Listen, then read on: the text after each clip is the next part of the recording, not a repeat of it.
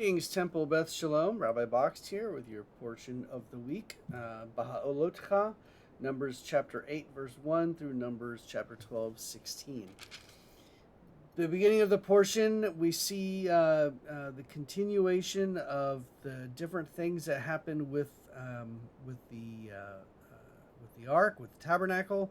The mounting of the lamps, 7 lamps giving light at the front of the lampstand, the mounting of the lamps and how they are to be made and hammered from base to pedal, according to the pattern that God shows to Moses.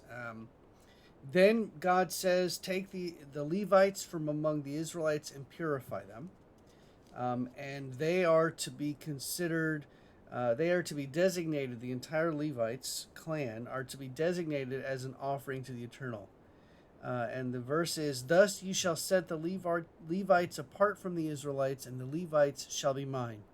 Thereafter the Levites shall be qualified for the service of the tent of meeting, once you have purified them and designated them as an elevation offering. For they are formally assigned to me from among the Israelites. I have taken them for myself in place of all of the first issue of the womb, of all the male firstborn of the Israelites. So we're seeing a separation. The Levites are being basically assigned to Aaron and to his sons to do work with the tabernacle and with the tent of meeting, and eventually with the temple, with the ark, the holy ark, the tabernacle, the holy of holies. Once they get to Jerusalem and the temple is built. And then we talk about the rule of the Levites from 25 years of age up. They shall participate in the work, in the service of the tent of meeting. But at the age of 50, they shall retire from the workforce and shall serve no more. They may assist their brother Levites at the tent of meeting by standing guard, but they shall perform no labor once they've turned 50. Then we have the instruction of the sacrifice for Passover being set at its time.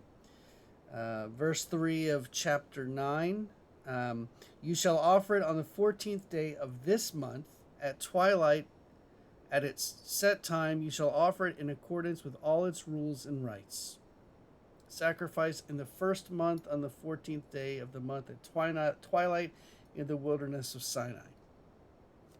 We go on further. We talk about this is important. There were some householders who were impure by reason of a corpse and could not offer the Passover sacrifice on that day. Appearing that same day before Moses and Aaron, those householders said to Moses and Aaron, impure though we are by reason of a corpse, why must we be debarred from presenting the Eternal's offering at its set time with the rest of the Israelites? Moses said to them, stand by and let me hear what instructions the Eternal gives about you. And the Eternal One spoke to Moses, saying, speak to the Israelite people. Say to them, when any of you or of your posterity who are defiled by a corpse or are on a long journey would offer a Passover sacrifice to the Eternal, they shall offer it in the second month, on the 14th day of the month at twilight. They shall eat it with unleavened bread and bitter herbs, and they shall not leave any of it over until morning. They shall not break a bone of it. They shall offer it in strict accord with the law of the Passover sacrifice. But if a householder who is pure and not on a journey refrains from offering the Passover sacrifice, that person shall be cut off from their kin, for the Eternal's offering was not presented at its set time. That householder shall bear the guilt. So there you go. There is actually a second Passover for people who are unable to do it in the actual right time. They can do it the next month. Tabernacle is set up with the tent of the pact, and there's a likeness of fire over it until morning, and then at the morning a cloud covers it. So you have cloud cover by day and fire by night. And whenever the cloud lifted from the tent, the Israelites would set out accordingly, and at the spot where the cloud settled, there the Israelites would make camp. And that's how they traveled in the desert. And then there's discussion about 2 silver trumpets to be made. They shall serve to summon the community and set the divisions in motion when there is a need for any kind of military activity. And description of how that's supposed to work. And then in the second year, on the 20th day of the second month, the cloud lifted from the tabernacle of the pact, and the Israelites set out on their journeys from the wilderness of Sinai. The cloud came to rest in the wilderness of Paran. So there's description there of the movement and all the different tribes and where they are to go and the divisions of the area that they are.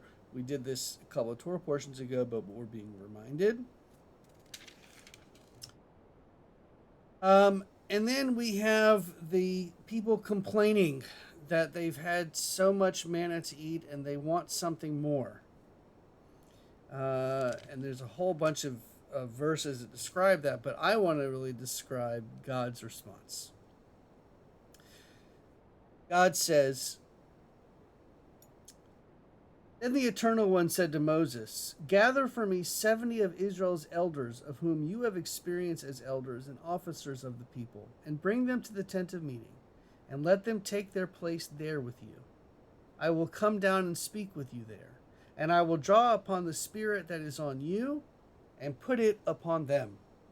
They shall share the burden of the people with you, and you shall not bear it alone.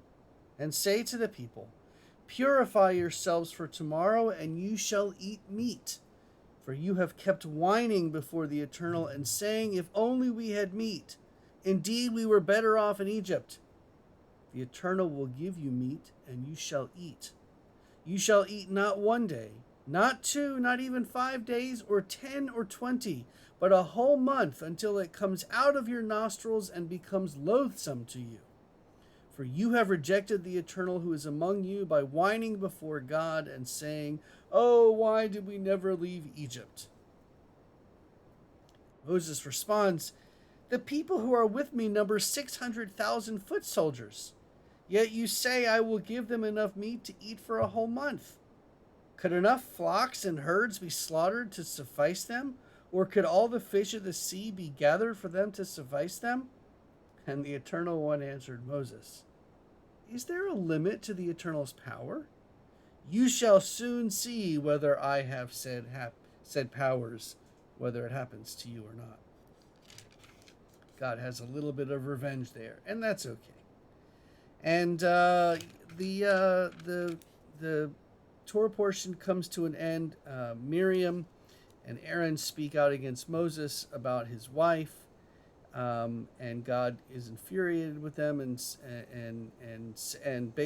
punishes them. Miriam gets stricken with these snow white scales, and we have the line, Vayitzak Moshe, Moses cried out, El Adonai, to God, saying, El na refana la, O God, pray heal her, please. And one of the most important and often quoted lines with regards to healing. That is Parashat B'haalot'chat.